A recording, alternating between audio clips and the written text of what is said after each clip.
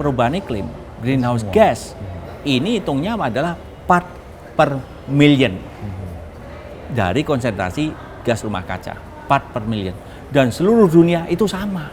Maka ini adalah global climate change. Jadi kalau kita mengurangi emisi gas rumah kaca di Indonesia, itu bermanfaat bagi emisi gas rumah kaca di New York sana, sama. Why are you doing it? Gitu kan. The real reason adalah we do really care gitu, Mas.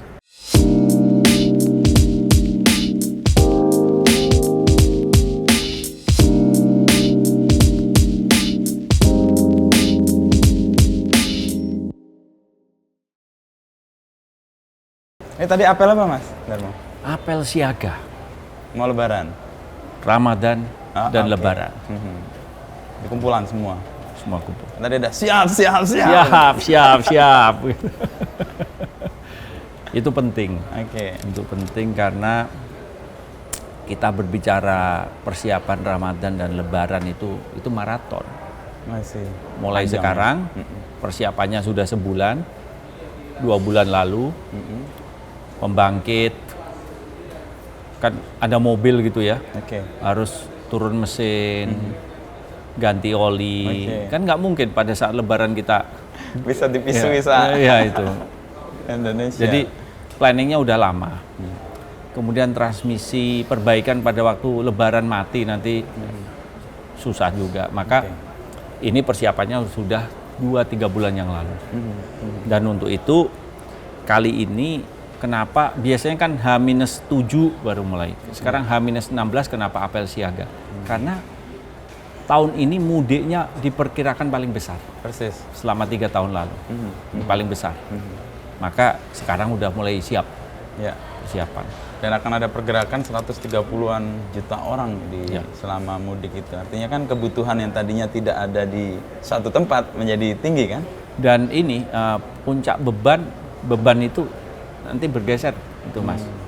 Biasanya beban itu hanya di Jakarta, sekarang beban pindah ke Jawa Tengah dengan Jawa Timur. Wah, oke. Itu. Makanya kesiapan di 2 tempat itu Iya, tapi menjadi beban signifikan. puncak secara keseluruhan akan turun. Keseluruhannya turun. Karena industri turun kan. Oh iya pasti. Kita ada cuti bersama Jadi tanggal 19. 44 giga nanti diperkirakan turun menjadi 29 giga. Oh, hampir separuhnya Ya, ya. tapi Ya, sepertiga. itu turun tuh malah sulit. Jadi begitu turun, kita menurunkan pembangkit kita. Nah, tahu-tahu naik begini. Nah, pada waktu naik itu kita kan harus ngegas. Kalau kita kurang cepat ngegasnya, Bisa nggak keambil. bisa padam. Tapi kalau terlalu cepat ngegasnya, Ini nanti over frekuensi supply naik. dia. Frekuensi naik. Oh, itu jaga Iya. keseimbangan itu Jaga ya? keseimbangan. Maka istilahnya beginilah. Lebaran itu seperti ada turunan kemudian Naik tanjakan. lagi. Makanya diantisipasi secara maraton Antisipasi itu ya? secara Panjang. maraton. Dan biasanya pertaruhan juga tuh, karena kan semua orang Jadi punya perhatian. biasanya padamnya itu, gangguannya itu pada waktu naik. Jadi naiknya cepat, lebih cepat daripada Ininya belum antisipasi, ngisi. kita belum siap. Tapi kalau misalnya turun, kita belum mematikan, nanti over frekuensi. Oh, oke. Voltasenya naik. Alat-alatnya rusak semua. Iya, lebih ke pemeliharaannya. Pemeliharaan. Nah, PLN kan rumit banget. Nah, Mas Darmo gimana ceritanya bisa masuk PLN? Tidak pernah terbersit dalam pikiran saya untuk masuk PLN. Tidak pernah terbersit. Apa mimpi atau cita-cita waktu muda dulu? Nah, tapi begini, 1995 bulan Januari, 95 Januari, oke. saya baru kembali pulang dari Amerika Serikat Habis S1 tuh ya? 94 Desember, Oke. 95 Januari. Oke. Saya bertugas di Badan Pengkajian dan Penerapan Teknologi BPPT. Ya. Saya masuk ke namanya Direktorat Teknologi Energi Oh, di oke. BPPT. Nah, tugas saya pertama adalah memasang 36.400 unit Solar Home System PLTS Tahun itu ya, di 95. seantero Indonesia. Jadi banyak sekali ahli energi baru terbarukan itu baru mengenal 10 tahun yang lalu. Saya mengenal di tahun 95. Jadi sekitar 5 tambah 2, 3, 28 tahun yang 28 lalu. tahun. Jadi saya berkecimpung di energi baru terbarukan. Saya juga pada waktu itu terekspos, salah satu tugasnya adalah membangun perencanaan strategis penambahan demand listrik dan bagaimana menutup kebutuhan itu dengan berbagai energy mix. Ada batu bara, ada gas, ada Jadi BBM, beberapa sumber ya. dan juga dengan energi baru terbarukan. Jadi saya juga tidak menyangka 28 tahun kemudian saya menjadi Direktur Utama PT PLN Persero. Oke. Kemudian juga saya kebetulan kan S1 S2 di Computer Science gitu ya. Nah, sesuatu yang match-nya di mana sih? Listrik kan boleh untuk Nggak ada match, Mas. Jadi saya belajar sistem digital, sistem digital, software development. Oh, Nah, sejak S1-nya itu S1 S2. I see. Kemudian 15 tahun bekerja sebagai programmer.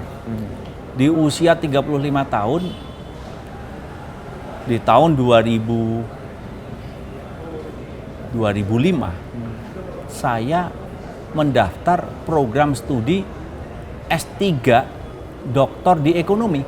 Lompat lagi. Lompat. Jadi saya mendaftar itu. Saya masih teringat. Apa bayangannya computer science kok ke ekonomi? Punya bayangan atau mimpi apa waktu itu? Saya suatu ketika bertemu dengan seseorang yang saya tidak kenal, gitu ya. Oke. Saya kebetulan waktu itu beli radio bekas di Radio, online, oke. radio digital bekas itu ya. Radio digital. Di online. Saya masih di Amerika Serikat waktu I itu. see, ya. Nah, ketemu dengan sosok yang bercerita bagaimana dia belajar ekonomi. Belajar ekonomi. Tapi lucunya, ini karena hari Jumat malam, dia sambil mabuk. Jadi dia mabuk bercerita ke saya keluar semua mengenai mimpi Ekonomi. dia belajar ekonomi, ingin membangun suatu kemakmuran bagi seluruh kemanusiaan. manusia. Gitu. Saya terinspirasi. Tapi saya pikir-pikir itu kok bisa saya terinspirasi pada orang yang sedang mabuk gitu. Dan nggak dikenal kan? Dan tidak kenal karena saya baru beli radio radio. bekas dan saat kontak saya datang ke rumahnya, ke apartemennya. Nah, hari Seninnya saya saking terinspirasinya saya mendaftar sebagai mahasiswa ekonomi. Jadi Jumat, Senin langsung Senin datang langsung ke mendaftar pada waktu saya masih Oke. bekerja. Berarti berpengaruh banget itu pertemuan Berpengaruh. itu. Sehingga Bagaimana membuat dia menggerakkan. sangat antusias sekali, passionate sekali bercerita mengenai ekonomi, dan dengan ilmu ekonominya dia ingin membangun peradaban manusia yang makmur gitu. Oke. Terinspirasi. Nah, akhirnya udah saya bertemu dengan dekan Fakultas Ekonomi di Texas A&M. Saya ditanya, kamu pernah mengambil kelas ekonomi? Saya jawab, belum pernah. Pernah bekerja di Bidang yang economic ekonomi. field, di bidang ekonomi? Belum pernah. Kamu mau ambil master? Oh tidak, saya mau ambil Ambil doktor. Dia kelihatannya, waduh, ini kayaknya agak nekat-nekat. Dia tanya, do you want to do a master degree in economics? Itu saya jawab, no, I want to do a doctorate degree in economics. Akhirnya dia bertanya, kamu lulusan mana? Oh, dari Texas A&M University. Jadi universitas yang sama. Ya sudah, student ID kamu apa? Saya masukkan, dia bisa lihat nilai-nilai saya S1 dengan S2. Oke. Nah, di situ dia lihat seluruh nilai matematika saya. Ada beberapa kelas logika dilihat Ini bagus. nilainya hampir semuanya A. Artinya syarat untuk ambil Ya. dokter ekonomi kira-kira Kemudian masuk lah. dia melihat English literatur. Jadi kemampuan menulis saya ternyata nilainya bagus juga. Oke. Kemampuan juga di artificial intelligence, kemudian juga programming dan lain-lain. Dia bilang, I give you the chance. Ya udah selesai, saya diterima di doktor ekonomi. Nah, selama setahun saya tidak mendapatkan beasiswa, Mas Wisnu. Saya Biaya tanya sendiri. kenapa? Mungkin satu setengah semester saya tidak mendapatkan beasiswa. Saya tanya kenapa? Ya karena kamu belum pernah mengambil kelas ekonomi. Kamu belum pernah belajar ekonomi, maka belum bisa Dapat mendapatkan beasiswa. beasiswa.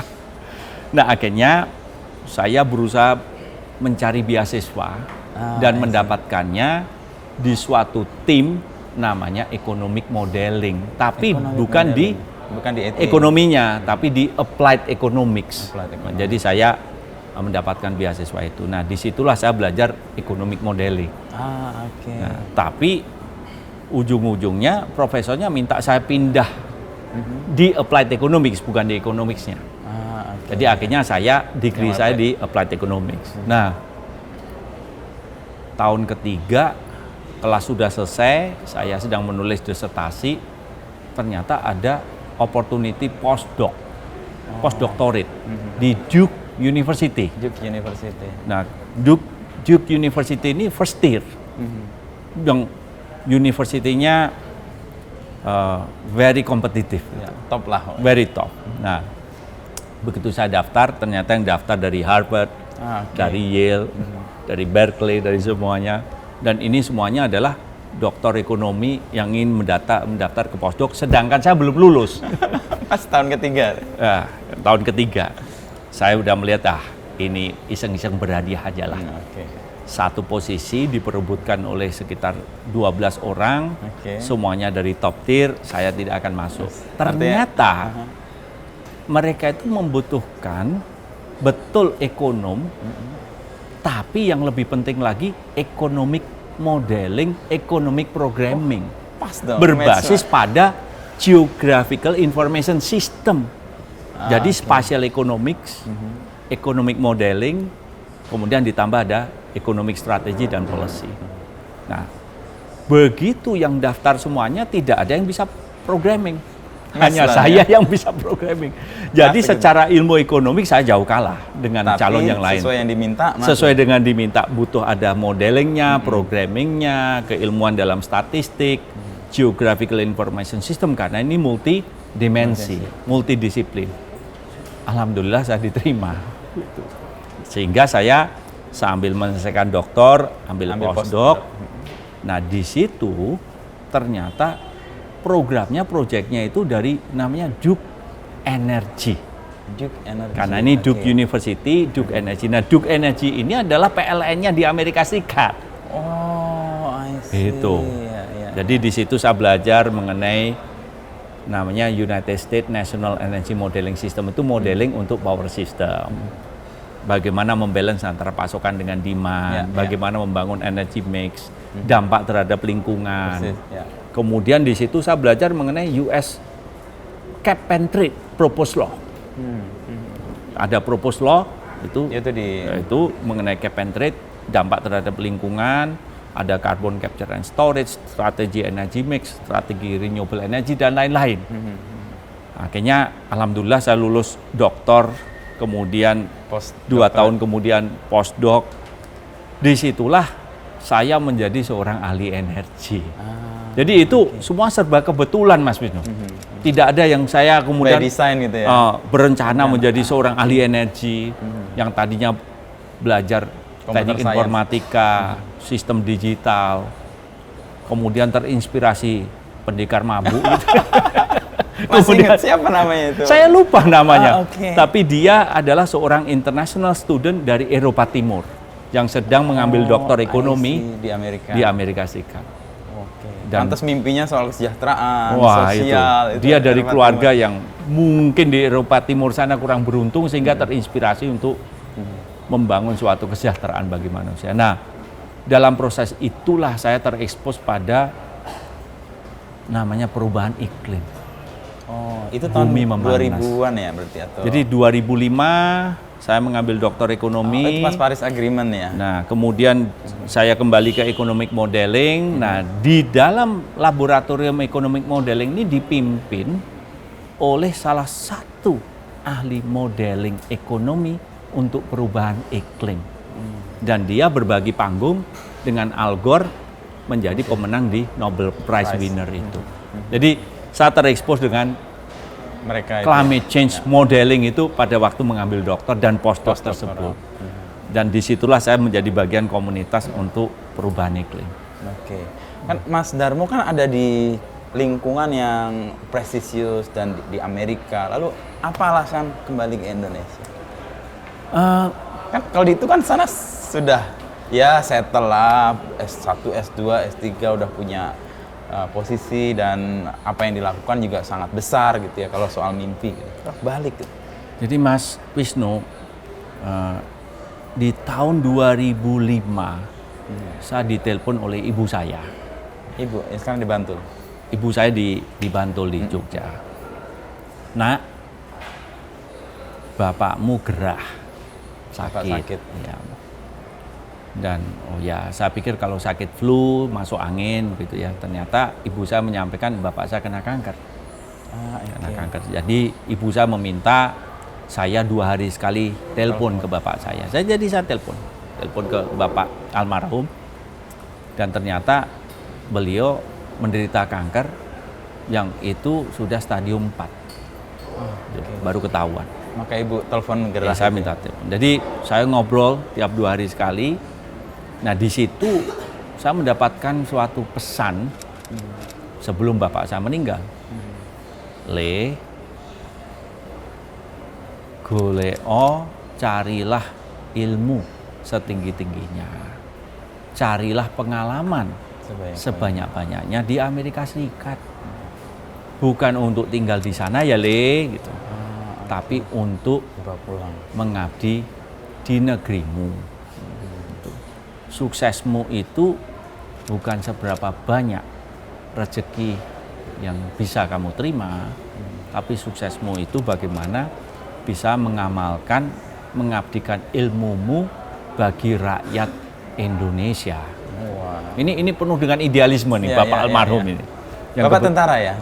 Kebetulan dulu mantan kepala SMA Taruna Nusantara, begitu. Jadi impiannya penuh dengan idealisme. Nah, setelah itu bapak saya meninggal. Nah, untuk itu saya merasa bahwa inilah wasiat dari bapak almarhum saya untuk kembali ke Indonesia. 2005 itu ya? 2005. Sehingga saya waktu itu kan masih baru memulai mengambil doktor. Saya bertekad bahwa saya menyelesaikan program doktor ini sebagai salah satu saya mikul dhuwur mendem jero bagi almarhum untuk almarhum bapak saya. Saya belajar mengenai perubahan iklim, salah satunya adalah untuk menjalankan pesan beliau. Tapi begitu postdoc itu sudah selesai, disitulah ada opsi-opsi apakah saya terus di Amerika Serikat, meneruskan perjalanan karir profesional saya di sana, atau saya kembali. Nah di saat itulah saya teringat ada pesan wasiat itu sehingga saya kembali.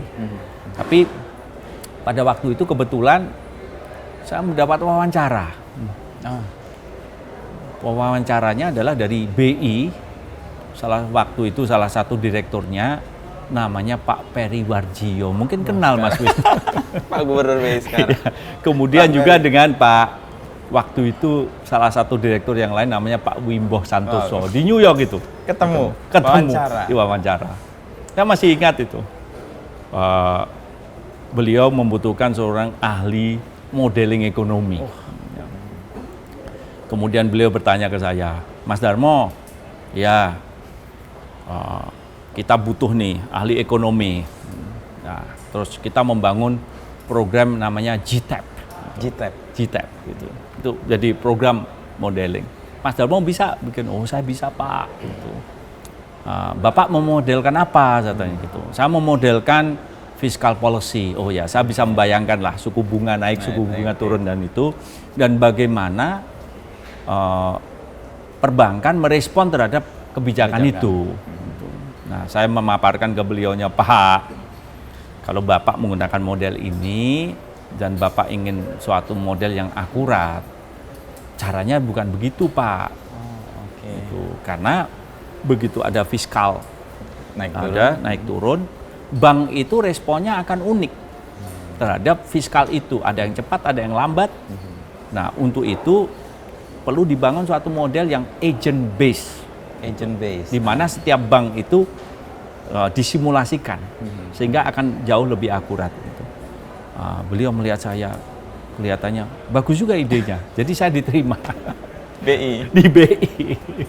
Nah, dalam proses itu ternyata saya perlu sedikit waktu itu masih kepengin bebas lah. Sehingga saya masuk ke bidang akademik. Saya diterima di School Business Management ITB sebagai pengajar. saat diterima di Fakultas Ekonomika Bisnis di UGM, di BI, kemudian saya akhirnya mengajar di universitas, salah satu universitas swasta yang cepat aja sambil menjadi pengamat, konsultan dan lain-lain, dan perjalanan mengantarkan saya di sini begitu Mas.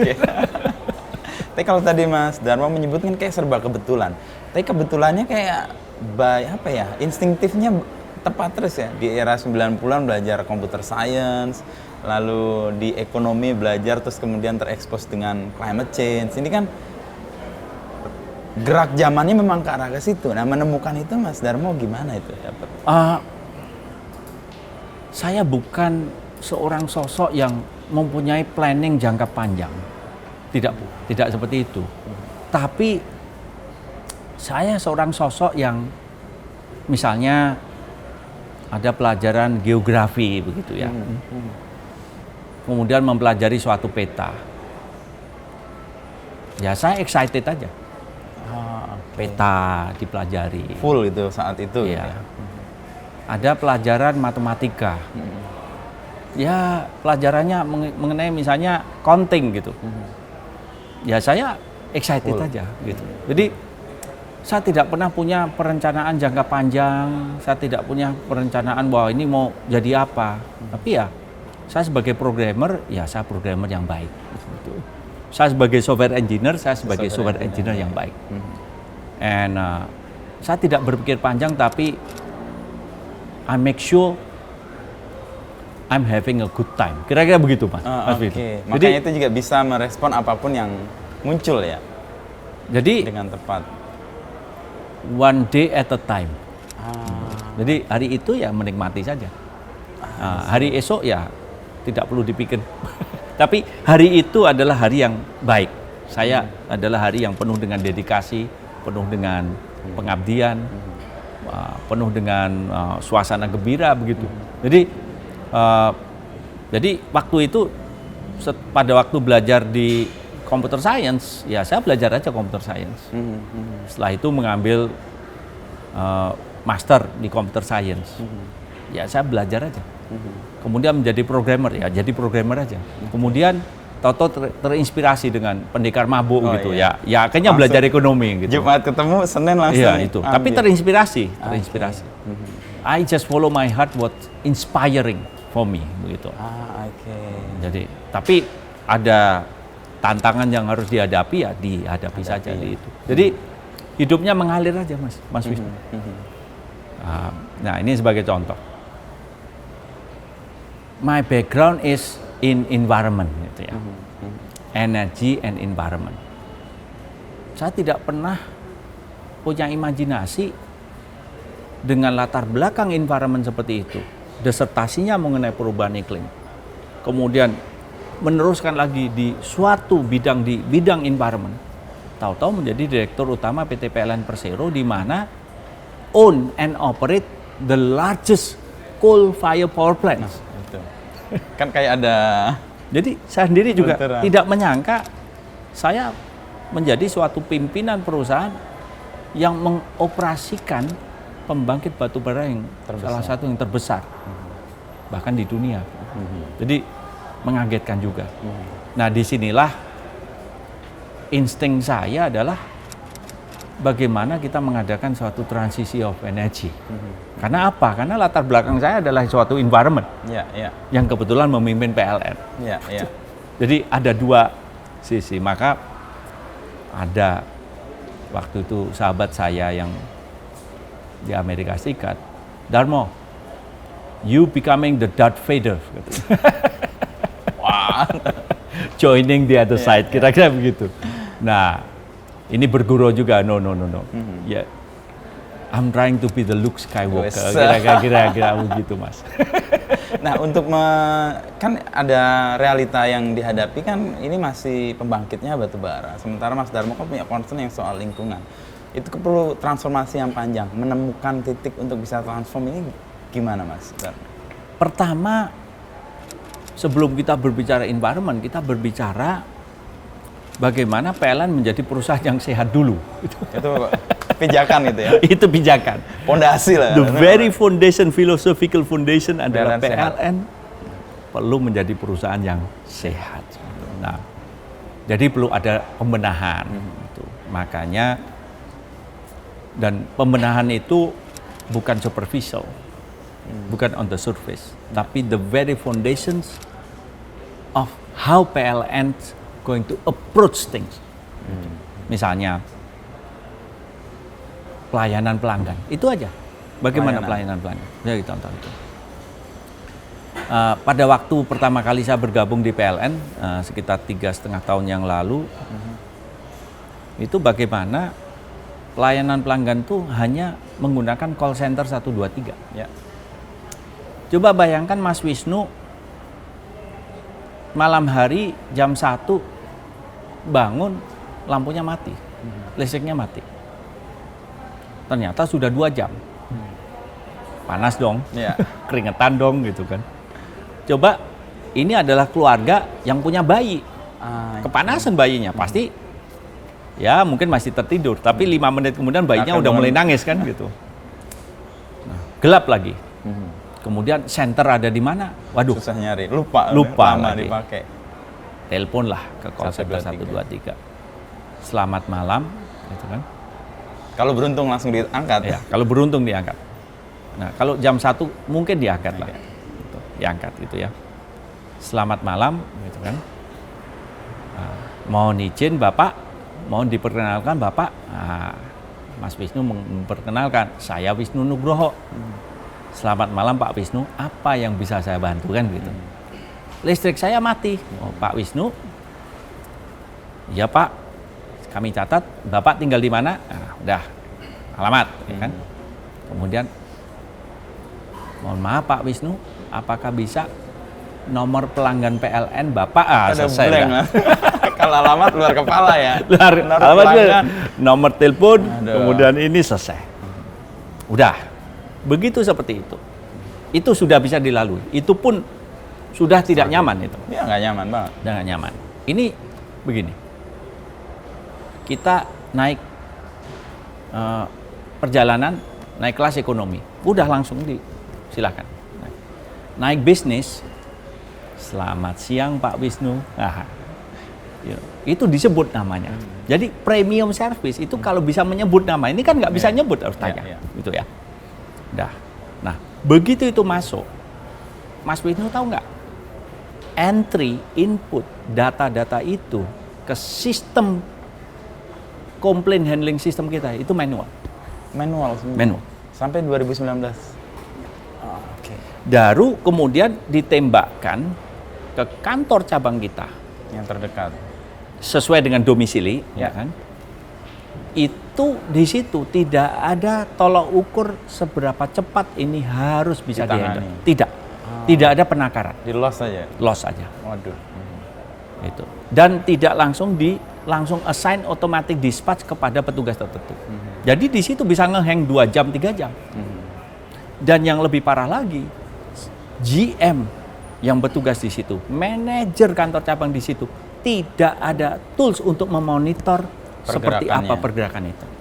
Jadi, satu, operasionalnya masih manual, tidak ada sistem monitoring dan corrective action, kemudian assignment ke dispatchnya itu masih manual lagi. Jadi masuknya manual, ke sini manual, dispatchnya manual, kemudian petugas kita pun tidak bisa di-track. Berapa lama itu? Ya. Akibatnya fatal. Respon pelayanan pelanggan menjadi sangat lambat, tidak reliable. Saya cek pada waktu itu ada aplikasi namanya PLN Mobile, ratingnya 2,5 Mas. Nah iya nih, perlu komplain dulu. Nah, saya ceklah Apa isinya. Ternyata ini pelanggan PLN itu patah hati Mas. Sudah ada komplain, tapi petugas PLN tidak datang-datang ke lokasi. Patah hati. Ini sistem pelayanan pelanggan kita ini broken. Nah inilah kita petakan. Sistem yang manual kita jadikan sistem digital. Proses bisnis yang kompleks, menjadi yang simple. panjang, yang berbelit. Pertama dibongkar dulu. dilihat semua. Ya. Diringkas, disederhanakan. Kemudian sistem yang tadi langsung otomatis langsung ke bawah, langsung ditakar. Oh, ada pemantauannya juga Pemantauan. ya? Berapa lama? Dan itu angka statistik itu langsung melekat pada pegawai kita yang mendapat satu automatic assignment itu. Ini men-solve problem yang tadi Solve nggak terkoneksi problem. secara manual. Kemudian kan baru di-assign ke petugas lapangan. Ya. Nah, petugas lapangan ini ditakar lagi. Berapa lama dia mengerjakan? Berapa cepat dia merespon, seberapa cepat dia bisa bergerak sampai ke tujuan. Oke. Ya. Seberapa cepat dia bisa menyelesaikan ini. Dan ini angka ini melekat pada pegawai masing-masing. Dan ini semua langsung secara otomatis dimonitor oleh manajer kantor cabang, naik lagi ke GM di setiap provinsi, naik lagi ke direktur distribusi, naik lagi ke dirut. Dan itu monitor otomatis. Jadi di HP saya pun Bisa mantau. itu saya tahu sekarang berapa banyak komplain, berapa banyak komplain yang sudah tertangani, berapa banyak komplain yang masih open, masih ongoing, berapa banyak komplain yang sudah di atas waktu tertentu dan sudah melebihi service level agreement. Dan siapa? Jadi saya bisa klik, I see. saya langsung bisa telepon ke GM-nya yang terkait. Pak GM, kenapa ini kok lambat? Saya pun bisa punya opsi telepon ke Manajernya. manajer kantor cabang. Oke. Yang lebih lagi, saya bisa telepon langsung ke petugas lapangan, dan saya bisa mengambil alih, minta maaf kepada pelanggan. Dan itu termonitor secara real time. Nah, di kantor cabangnya, Mas, kantor cabang itu namanya UP3, Unit Pusat Pelayanan Pelanggan. Itu punya 250 petugas. Dulu 250 petugas ini tidak ada bagaimana kita bisa menakar, mengukur kinerja mereka, Mas. Jadi 250 itu Loss gitu aja. itu loss. Itulah namanya sistem SAKA, Mas. Apa itu? Sakar PDW. Sakar PDW. Sakar dengan PDW. digital ini terpantau semua dan KPI-nya clear. Saya datang pada waktu itu ke kantor cabang. Mas, berapa pegawainya? 250. Oke. Kinerjanya seperti apa? Nah, saya tidak punya data, Pak. Saya tidak punya data. Waduh. Berat. Oke. Mas, sekarang coba diurut dari 250 petugas itu, mana yang top performer? Nggak tahu juga. Langsung bisa mengira-ngira. 20% Pak, top performer. Berapa bottom performernya? Mungkin sekitar 15-20% itu bottom performer, Pak. Seperti apa kinerja yang bottom itu? Berat, Pak.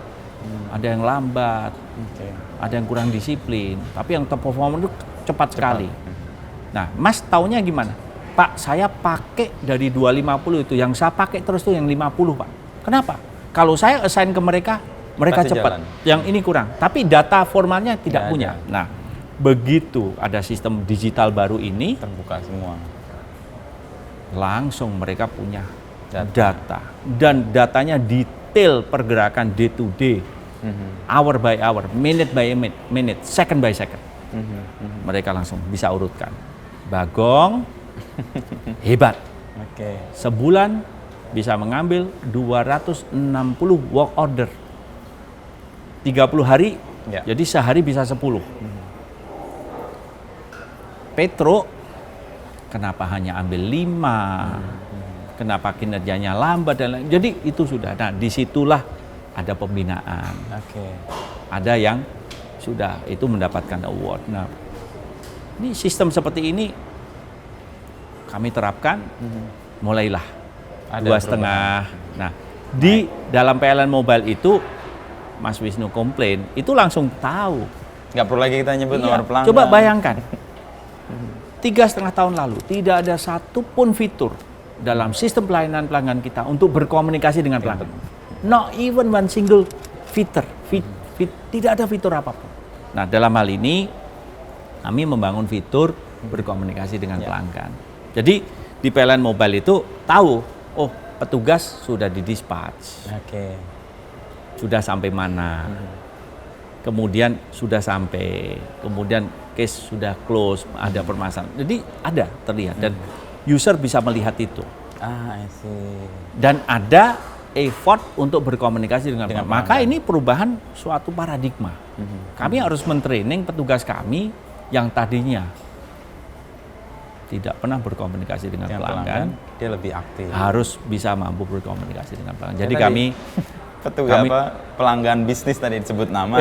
sebut nama. Kan dia disapa gitu Dan ya. karena ini kan instalasi PLN Mobile ini kan instalasi bukan pada saat emergency. Ya. Di situ ada KTP, ada itu. Atau otomatis kami tahu yang Siapa dia? sedang komplain ini Pak Wisnu Nugroho, kan tahu kami. Rumahnya ada di mana kami tahu. Nah, mulailah rating naik. Oke. 2,5, naik 2,7. Hari ini saya lihat 4,9, Pak. Hari ini Luar naik biasa. menjadi 4,9. Iya. Dulu yang download hanya 500.000, Ya. yang uninstall 450.000, saat ini rating sudah 4,9, Persis. yang install 38 juta. Luar biasa. Jadi kami, dan kami melihat ya, bahwa PLNers, pegawai petugas PLN, itu adalah petugas yang penuh dengan dedikasi. Ya. Penuh dengan pengorbanan, penuh dengan loyalitas. Sebenarnya kepingin melayani pelanggan dengan baik, tapi begitu ada suatu ekosistem yang tidak sehat, yang tidak termonitor, tidak terukur, kemudian ada kesenjangan yang ada yang bekerja Sangat aktif. 300 kali, 300 work order, hanya ada yang di 5. sini hanya 5. Itu ada kesenjangan seperti itu menjadi environment-nya menjadi Nggak toxic. sehat ya, toxic. Ada yang bebannya berat sekali, ada yang tidak punya beban dan tidak ada corrective actions, sehingga kurang sehat, kurang nyaman. Nah, saat ini begitu itu terkoreksi menjadi suatu lingkungan yang sehat, lingkungan yang kondusif untuk bekerja sebaik-baiknya. Ya, ya. Dan begitu saya datang ke daerah, ketemu dengan manajer kantor cabang, saya pun udah tahu statistiknya seperti Oh, apa. oke. Jadi dia nggak bisa muka manis atau laporan kosong. Angkanya semua. ada di HP saya. Oke. Misalnya Mas Wisnu, misalnya sebagai manajer kantor cabang, saya udah bisa cek seperti Siapa, apa, Pak, statistiknya kinerjanya. seperti apa. Dan kita melihat suatu ekosistem yang kondusif, di mana manajer kantor cabang, petugas kita itu berlomba-lomba untuk menjadi lebih produktif. Ya. Sehingga rekornya itu muncul, bagaimana respon time yang jauh lebih cepat, Cepat, ya. respon time yang pelayanan pelanggan yang jauh lebih, bagaimana bisa diselesaikan dengan baik dalam waktu yang sangat cepat, sehingga pelanggan kita happy, Ya, puas dengan pelayanan dari PLN, dan itu kelihatan sekali. Nah, yang kelihatan adalah ada namanya SAIDI. SAIDI itu duration dari gangguan. Ah, oke. Dengan adanya PLN Mobile ini, duration panjangnya gangguan itu bisa dipotong sekitar 50%.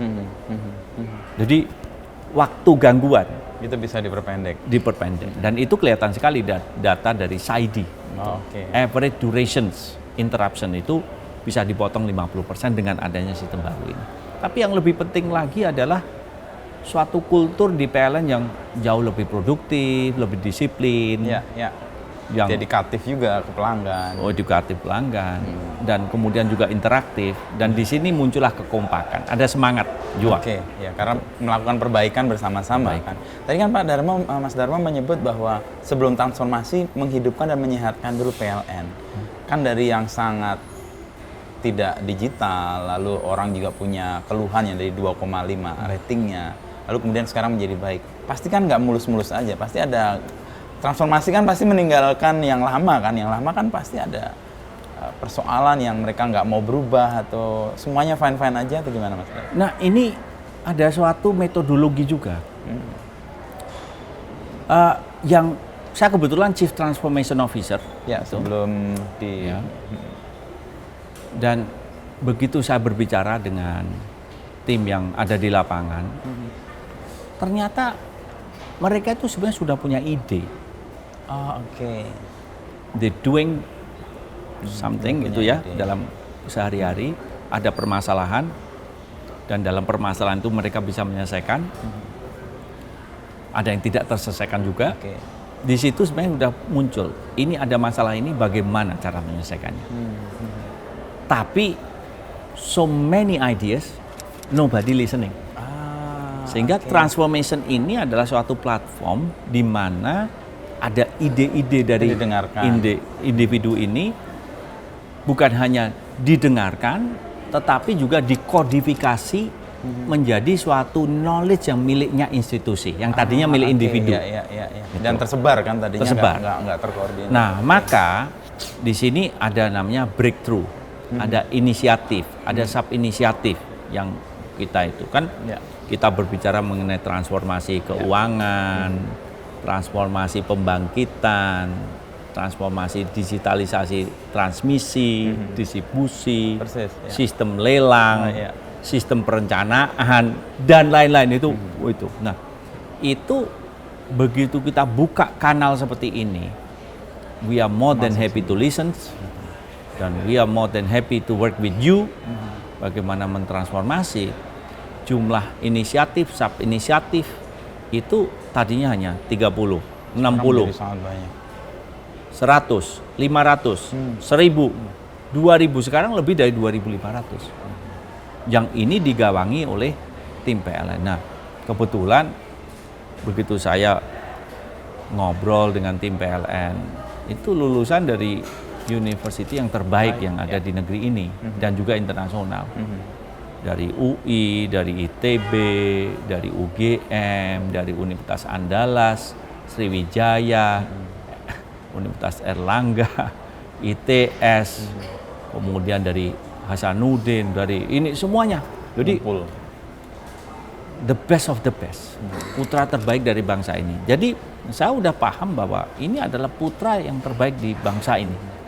Nah, tinggal di-trigger saja, kemudian muncullah ide-ide yang luar biasa. Maka kami melakukan transformasi sistem keuangan. Jadi di keuangan itu kami membangun sistem digital, di mana dulu kami tidak paham seberapa besar revenue kami selama 2 hari, seminggu, sebulan, 2 bulan, 3 bulan, 4 bulan, 5 bulan, 6 bulan, 7 bulan, sampai setahun ini. Sampai detail, seberapa besar pengeluaran yang harus dikeluarkan. 1 hari, 2 hari, 3 bulan, 4 bulan, 5 bulan. Nah, begitu kami punya visibility itu, pengelolaan keuangan kita tentu saja jauh lebih akurat. Nah, kami misalnya bisa menunda yaitu global bond kami, pinjaman kami dari tahun 2020 sampai ke tahun 2022, menunda 2 tahun. Tidak perlu ada penambahan pinjaman. Karena tadi itu ya. Karena dengan keuangan pengelolaan itu saja. cash yang jauh lebih baik, yang lebih transparan, yang lebih kredibel. Kami juga pengelolaan keuangan lebih baik lagi. Kemudian kami juga membangun namanya customer relationship management digital system untuk meningkatkan revenue. Gitu. Jadi kami membangun itu, kami bisa meningkatkan. Jadi di dalam kondisi kami masih bisa meningkatkan revenue kami Ya. di tengah gempuran yang luar biasa yang diprediksi PLN akan menghadapi kesulitan keuangan gitu. Kemudian kami juga punya kontrak take or pay dengan IPP kami. Jadi kami membangun suatu analisis yang mendalam, balancing pasokan dengan demand. Kami bisa menakar berapa take or pay-nya karena bergeser demand-nya, dan kami bernegosiasi dengan IPP, Independent Power Producer, dan mengurangi beban kami sebesar 47 triliun.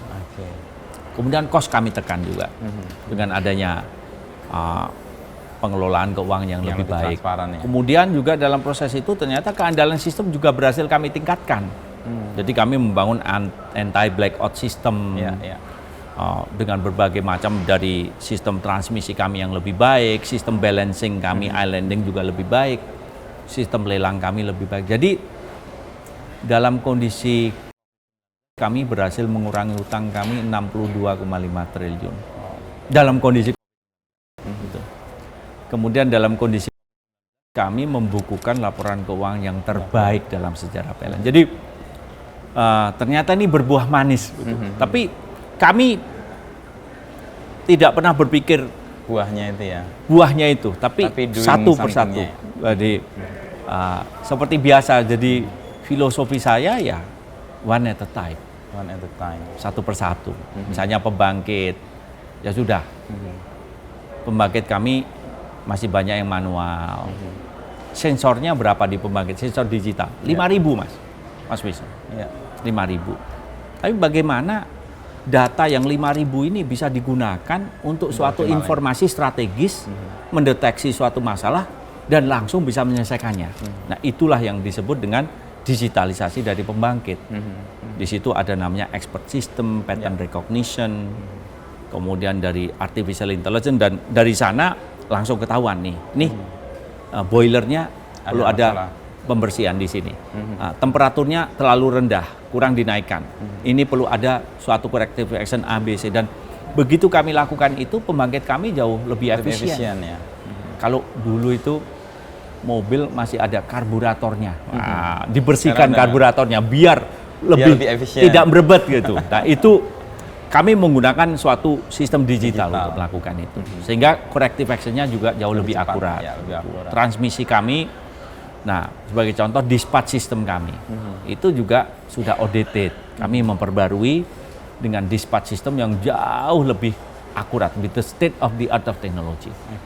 Nah, ini kami sedang mengintegrasikan suatu sistem digital yang mampu mengatasi dengan adanya penambahan energi baru terbarukan intermittent dalam jumlah yang sangat besar. Jadi bisa memprediksi cuaca.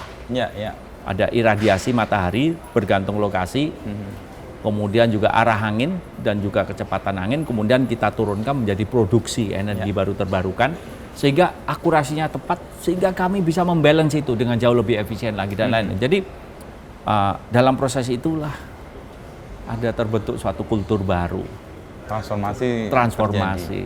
Dan yang lebih membanggakan, misalnya PLN Mobile, saya sering ditanya, biayanya berapa untuk transformasi seperti ini?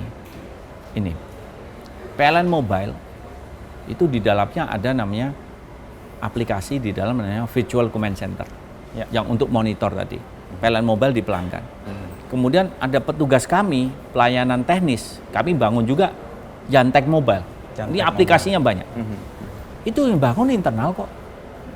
Di dalam itu titik tertentu ya, saya pernah turun langsung. Saya pernah merasakan kok bangunnya kok lambat, kok nggak jadi-jadi. Saya tanya kenapa, agak gemes juga pada waktu itu. Ternyata budgetnya kepotong. Jadi tidak ada budget untuk itu. Saya berpikir keras, ini gimana caranya ya? Ya sudahlah, begini aja. Kumpulkan 10 programmer yang terbaik di sini, internal, di dalam PLN. Terus saya bilang, budgetnya ada.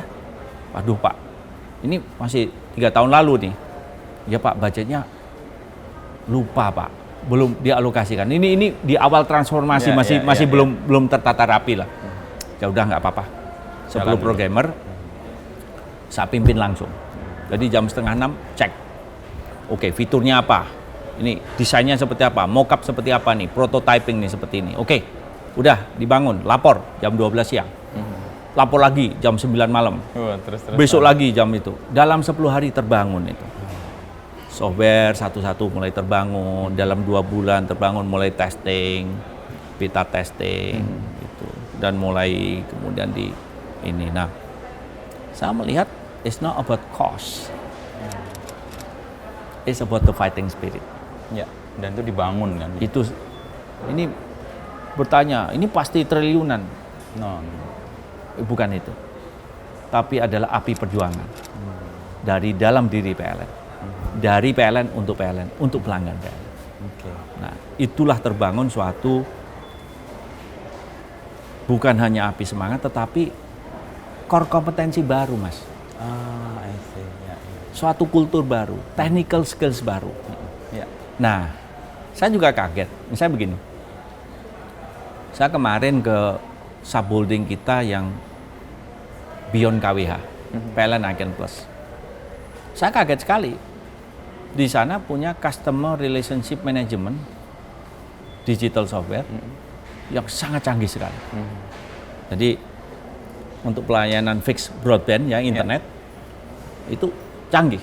Begitu datang customer rumahnya besar, punya taman di belakang, langsung ditanya, oke, Bapak mau pasang internet, semua mau di cover, langsung pencet sini, peralatan di sini, tambah lagi wifi di sana, di sini, udah, itu. Terus dari manajer areanya langsung tahu peralatan apa yang dibutuhkan untuk itu, langsung disambung. Kemudian mana yang tertangani, mana yang tidak tertangani, langsung bisa dimonitor dan langsung dikoreksi. Bagus kan? Kemudian saya tanya, ini dari mana? Oh iya Pak, ini pengalaman kami membangun PLN Mobile dan juga customer experience yang ada di PLN. Oh, jadi dibawa ke situ. Dibawa di situ. Nah, itu yang tadi makanya. Nah, itulah yang saya ya. sebut dengan suatu core kompetensi baru, technical skill baru, yang luar biasa. Ini yang saya tidak pernah terpikir bahwa membangun suatu core kompetensi, membangun technical know-how, membangun technical skill, membangun suatu teamwork yang kuat bagi organisasi, tidak akan rugi. That going to stay. Ya. Dan biasa malah meluas kan? Dan akan meluas. Dan ini menular juga. Persis. Ya. Menular dalam rangka positif. Ya. Jadi dalam proses ini saya juga terharu, terenyuh gitu ya dengan semangat yang luar biasa dari tim PLN. Oke. Tadi dalam proses untuk menjadikan pelanggan sebagai orang atau hal yang harus dilayani dengan sungguh-sungguh, ini kan terbukti di aplikasi ini kan terwujud nih Mas Darmo. Nah sekarang tantangan yang juga serius bagi PLN, tadi Mas Darmo kan melihat punya kompetensi di soal energi baru, lalu lingkungan, tapi PLN ini masih menggunakan batu bara. Nah transform ke situ gimana? Apalagi kita punya net zero emission di 2060 ya, meskipun Mas Darmo kan sering menyebut one time at the moment gitu ya. One moment at a time. One moment at a time. Itu kan 2060 kan jauh sekali gitu. Tapi kan bukan sesuatu yang nggak bisa kita kerjakan di sekarang. Jadi Mas, pertama saya harus memberikan contoh bahwa kita semua harus paham apa itu perubahan iklim. Ya. Dan dulu kultur di PLN adalah bagaimana menyediakan listrik. That's it. Apa tugas utama dari PLN? How to provide electricity. That's it. Gitu. Environment ya di zaman itu was not part of the discussion. Was not part, tidak menjadi bagian yang consideration. Nah, tentu saja pertama adalah awareness. Saya mulai bumi memanas. Oke. Dari mana sih memanas? Karena ada greenhouse gas. Gas rumah kaca. Gas rumah kaca itu apa saja? Ada CO2, ada metan, ada lain-lain itu ya. Terus itu dari mana? Produksi apa aja itu? Nah, ada dari mana? Mas Wisnu tahu nggak? 1 kilogram beras itu ada emisi gas rumah kacanya. Itu namanya metan. Ya. Begitu kita menanam padi, padinya ada air, kemudian ada batang pohon yang terendam air, itu ada pembusukan, itu ada pasti gas metan. Jadi itu ada gas metan. 1 kilogram daging itu pun ada gas metan. Ya. Itulah sapi ya. Kalau sapi itu memamah biak, input ya. masuk kan, itu keluar gasnya itu dari belakang sama depan. Gelegean. Kalau depan itu bersendawa, gelegean. Kalau dari belakang nggak usah dibahas. Itu kan. Itu metan. Metan. 1 liter bensin ada CO2. 1 liter solar ada CO2. Ada 1 kWh listrik. Ada emisi gas rumah kaca. Jadi kalau 1 kWh listrik dari batu bara sekitar 1 kilo CO2-nya. Kalau dari gas sekitar 450 gram. Kalau dari EBT itu dan dengan harga lain-lain. Jadi dan ini adalah global problem. Ya. Kalau kita ada misalnya pencemaran SOx, NOx, hujan asam. Ya. Ini misalnya cerobong ada di sini, ada anginnya ke utara, yang terkena hujan asam adalah di utara dari cerobong tersebut. itu. Atau misalnya Merkuri, anginnya ke selatan, yang kena di selatan. Tapi kalau perubahan iklim, greenhouse gas, ini hitungnya adalah part per million dari konsentrasi gas rumah kaca, part per million. Dan seluruh dunia itu sama. Jadi kalau ada emisi gas rumah kaca di Rusia sana, Akan terdampak. dibanding dengan emisi gas rumah kaca di Bantul 1 ton sama 1 ton, dampaknya sama. Maka ini adalah global climate change. Oke. Jadi kalau kita mengurangi emisi gas rumah kaca di Indonesia, itu bermanfaat bagi emisi Dari luar. gas rumah kaca di New York sana, sama. Itu. Nah, ini konsepnya. Nah, bagaimana? Nah, saya harus memberikan contoh. Nah, pada waktu itu kita sedang membahas RUPTL, Ya. rencana usaha penyediaan tenaga listrik, gitu kan. Nah, dalam pembahasan itu kita bersama dengan Kementerian SDM, kami sudah menghapus 13 gigawatt PLTU batu bara dalam perencanaan, in the planning. Ya, ya. Artinya apa? Kalau ini dibangun akan ada emisi gas rumah kaca. Tapi ini tidak jadi dibangun, Mas. Nah, 1 giga sekitar 5 sampai 7 ton. 6 ton lah. Juta ton. Ya, bukan ton, tapi 1 giga itu sekitar 6 juta ton. Kalikan aja. 13 giga kalikan 6 juta ton per tahun, kalikan 25 tahun sekitar 1,8 miliar ton. CO2 being avoided untuk selama 25 Karena tahun. perencanaannya dibatalkan. Ya, dibatalkan. Kemudian ada 1,1 gigawatt bukan hanya dibatalkan, tapi juga langsung diganti dengan energi baru terbarukan. Wah, sudah cukup dong gitu. Oh, belum cukup. Ada 800 megawatt bukan hanya dibatalkan tapi diganti dengan gas. Dengan gas. Pengurangan sekitar 50%. 50%. Kemudian juga ada juga yang sudah berkontrak. Tapi kami bernegosiasi 1,3 gigawatt. Nah, ini agak sulit karena sudah ada Kontraknya. investor yang kami berusaha bernegosiasi, kami mencapai kesepakatan akhirnya bisa dibatalkan juga 1,3 gigawatt. Itu sekitar 170 juta ton selama 25 tahun. Cukup dong? Oh, belum. Belum juga. Kami membangun RUPTL yang terhijau dalam sejarahnya PLN. Terhijau dalam sejarah PLN. Jadi pembangunan penambahan pembangkit sampai 2030 51,6% berbasis pada energi baru terbarukan. Gitu. Enough dong.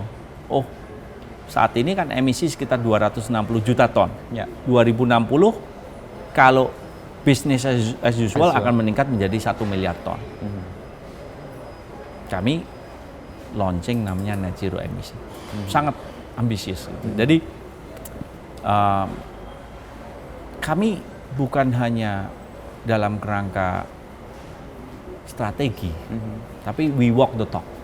Ya, Dan persis. kami langsung transit itu. Nah, banyak menanyakan, why are you doing it? Gitu kan. Ya, mungkin jawaban normatifnya ya, kan ada perjanjian internasional mengenai perubahan iklim, ada Kyoto Protocol, ada Paris Agreement. Ya. Kan ada kebijakan mengenai environment gitu.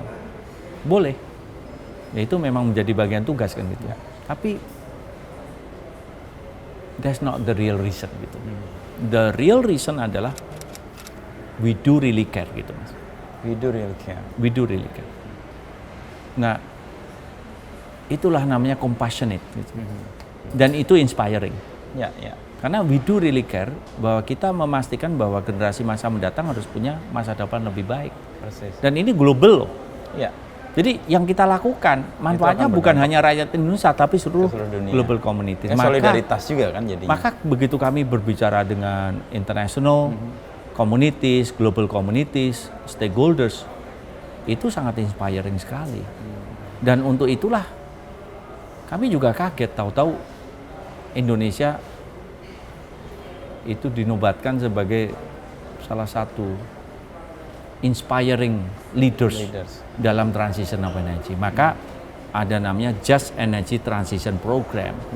Itu adalah global communities, United States, European communities, kemudian Japan government, seluruh investor, green investor di seluruh dunia ini bahkan mengalokasikan 20 billion US dollars green fund untuk mendukung transition of energy khusus untuk PLN. Dan ini menjadi bagian global communities yang ditandatangani oleh Pak Jokowi di G20 kemarin. Nah, ini kami mengucapkan terima kasih nih atas inspiring leadership of Presiden Jokowi dalam G20. Karena kami sempat pada waktu itu di COP27. Mungkin ketemu ya kita ya? Iya, iya. Yang di Sharm el-Sheikh. Enggak ketemu ya, di Sharm el-Sheikh itu. Jadi kita ke Sharm el-Sheikh gitu ya. Agreement-nya hampir itu ya, bunyinya belum ada suatu kesepakatan, orkestrasi, belum ada kesepakatan. Nah, begitu di G20 dan di Bali, orkestrasi leadership dari Bapak Presiden Jokowi ini very inspiring, sehingga muncullah suatu international agreement. Dan bukan itu, we is walking the talk dalam bentuk bantuan yang real, dalam bentuk bagaimana global communities ini terinspirasi dengan kepemimpinan Indonesia ini, how to address the climate change.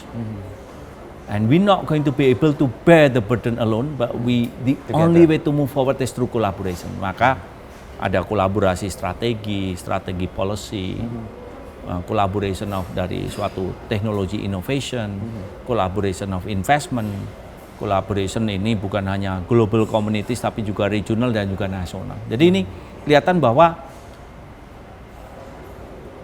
G20 itu giving us a sense of pride gitu, bahwa the whole global communities shifting from fragmented to become unified. Ya, betul.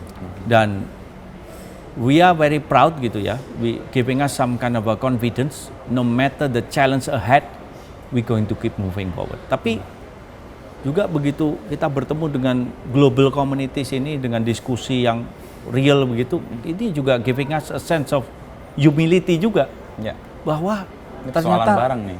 Perjuangan ini ternyata is going to be a very complicated, complex, fierce battle to combat climate change. Dan that long, fierce battle has just begun. Jadi ini perjuangan yang panjang. Maraton. Gitu. Mas Dharma menyebut Lebaran, ini juga maratonnya lebih panjang. Maratonnya lebih panjang lagi. Tapi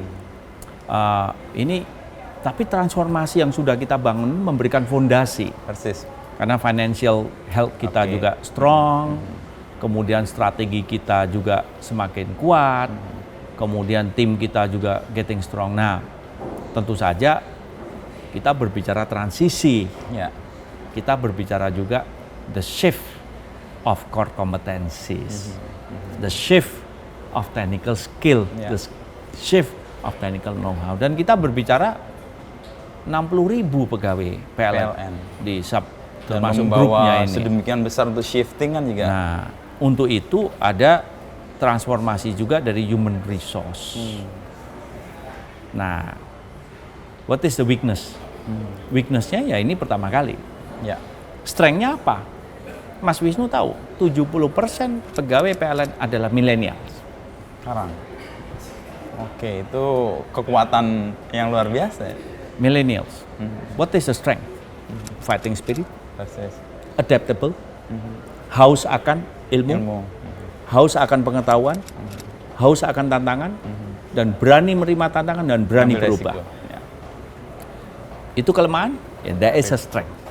70% lagi. 70%. Mayoritasnya gede, Pak.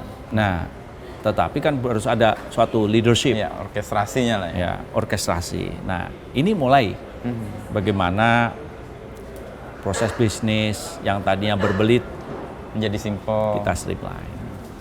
Bagaimana suatu technical skill yang dulu tidak begitu dibutuhkan, sekarang mulai dibutuhkan. Dan mulai kita bangun, kita mulai menyekolahkan. Dan untuk itu pertama kali PLN itu menyekolahkan dalam jumlah yang sangat besar sekali, ratusan ke luar negeri, ke dalam negeri untuk mengambil ilmu yang baru. Dan ilmu yang baru ini sudah kami sesuaikan juga dengan kebutuhan di masa depan. Gitu. Dan ini penting. The battle has just begun. Ya. Dan panjang, long run ini. Iya, long run. Nah, untuk itu ini organisasi yang besar harus bersiap. berubah, bersiap-siap. Nah, tadi Mas Darmo menyebut walk the talk soal transisi energi dan sebagainya. Dan sekarang kan menjadi gaya hidup juga ya. Orang memilih sesuatu dengan sadar bahwa apa yang dia pilih itu punya komitmen atau concern dengan lingkungan. Nah, untuk sebagai pemimpin kan salah satu orang lihat kan pemimpin saya melakukan nggak? Nah, Mas Darmo sendiri dalam keseharian mentransformasikan apa yang dikatakan ini dalam tindakan-tindakan. Dunia berubah, Mas Wisnu.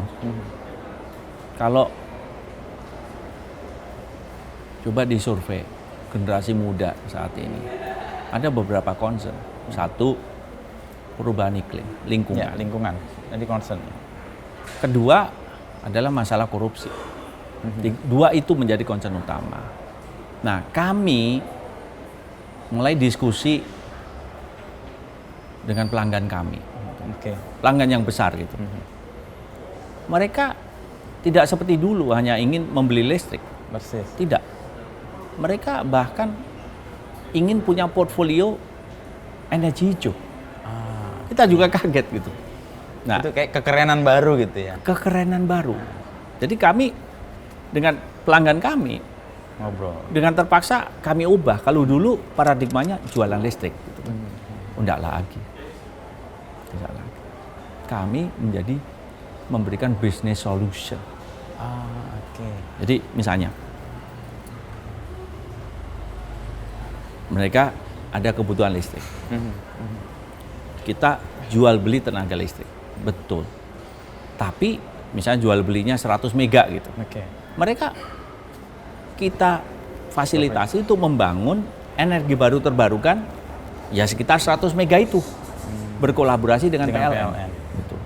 Jadi business solution ini di situ. Business solution. Dan ini perubahan cara paradigma. Jadi sekarang kita harus membangun bisnis bersama-sama. Kalau dulu hanya jualan listrik. Dan begitu saya melihat ini, oh ini business opportunity baru di mana kita bukan lagi jualan listrik di pantai hanya jualan listrik, tapi memberikan bisnis solusi. Nah, inilah suatu leadership di mana saya memimpin tim di mana ini adalah dunia yang berubah. The same old ways gitu ya. Cara lama untuk ini sudah tidak berlaku lagi. Tidak relevan ini lagi. ada kebutuhan lagi. Nah, maka timbul juga gaya hidup baru gitu kan. Mobil listrik gitu ya. Pakai Mas Darmo? Saya pakai. Jadi saya dulu pembeli pertama di BSD itu saya. Kenapa saya antri beli mobil listrik? Saya menyampaikan ini penting karena saya haruslah the early adopter dari mobil listrik. Dan sehingga saya tahu persis. Ya? We walk the talk gitu kan. Nah, begitu saya pakai mobil listrik, wah asik juga. Asik gitu ya. Dan saya paham betul karakteristiknya seperti apa. Sehingga saya fasih gitu misalnya, oh ya, pakai mobil listrik itu biaya operasinya jauh lebih murah. Gitu. Misalnya ke Bandung itu kan sekitar 120 kilo gitu kan. 120 kilo. Itu kalau pakai mobil Toyota Camry gitu ya, atau Toyota Corolla gitu kan, itu sekitar 12 liter. 12 liter. Gitu. 13 liter gitu. 13 kali 13 kan gitu, hampir 200.000 kan gitu. Itu kalau pakai mobil listrik, biayanya hanya sekitar 35.000, 40.000. Wow, 10%-nya. Seperempat. Ya, seperempat. Itu. Saya juga mulai paham, misalnya mobil saya dulu masih pakai Hyundai Ioniq 2, gitu. Sekarang pakai Hyundai Genesis yang bekas ya, dari G20 itu. Itu. Nah, itu saya paham. Sekali ngecharge 350 km. Kalau Hyundai Ioniq, kalau Genesis bisa sampai 500 km. Dan saya tidak pernah ngecharge di SPKLU. Kenapa? Karena begitu satu charge 350 km ya sudah selesai. Cukup. Sehari itu paling saya hanya sekitar 60 km, 70 km, jadi bisa sampai sampai 7 hari bahkan. Jadi saya Sekali tidak ngecas pernah full. ngecas. Sehingga saya tahu polanya seperti apa. Kemudian dalam hal ini juga saya membangun suatu ekosistem di mana tim PLN ini sistem digitalnya untuk home charging itu tersambung dengan sistem penjualan di manufacturer mobil listrik. Dari Toyota, Honda, Mitsubishi, BMW, Mercedes, Wuling, semuanya tersambung. Sehingga kalau ada pembelian, kita ingin user experience-nya juga jauh lebih nyaman. Maka kita mengirim tim kita ke lapangan, namanya rumah. Kan kita belum paham bahwa rumahnya dayanya udah Kayak cukup apa? belum untuk itu ngecharge itu. Nah, kita juga melakukan Edukasi, koreksi juga terhadap itu penambahan daya. Kita bantu. Ya, Intinya bagaimana memudahkan agar pembeli mobil listrik ini bisa nyaman menggunakan itu. Nah, SPKLU juga mulai dibangun. Tapi sekali lagi PLN tidak mungkin ini menggunakan kekuatan PLN sendiri karena kami tidak punya lapangan parkir, lahan begitu. Yang punya itu kolaborasi itu ya. Ya, yang punya itu ya mall. Yang punya itu adalah kantor-kantor, bank, kedai kopi, dari Starbucks, McDonald, Kentucky Fried Chicken, dan lain-lain itu. Jadi kami berkolaborasi. Karena kalau tidak, yang jelas nanti jumlahnya akan nggak naik-naik. Tidak naik-naik. Atau ya PLN mau procurement, tapi taruh di mana juga kan gitu. Jadi kami harus berkolaborasi dengan pihak ketiga. Nah, sampai tahu detail itu kan karena Mas Darmo menggunakan, memakai, dan tahu di mana harus diselesaikan persoalan-persoalan yang tidak terdetek kalau nggak pakai kan. Kalau tidak pakai. Ya. Nah, itu sehingga walk the talk itu di situ sebenarnya. Walk the talk di situ. Nah, dalam proses ini kita menjadi soulful, Mas. Soulful. Ya. Dalam menjalankan ini masalahnya apa? Paham masalahnya. Persis. Dan juga ada muncul empati juga bagi tim PLN. Persis. Ternyata tidak semudah yang kita kira gitu. Tapi yang lebih penting lagi, apapun tantangannya, kita petakan. Kita selesaikan secara bersama-sama. Ya. Dan untuk tahu peta dan menyelesaikan kan terjun di situ.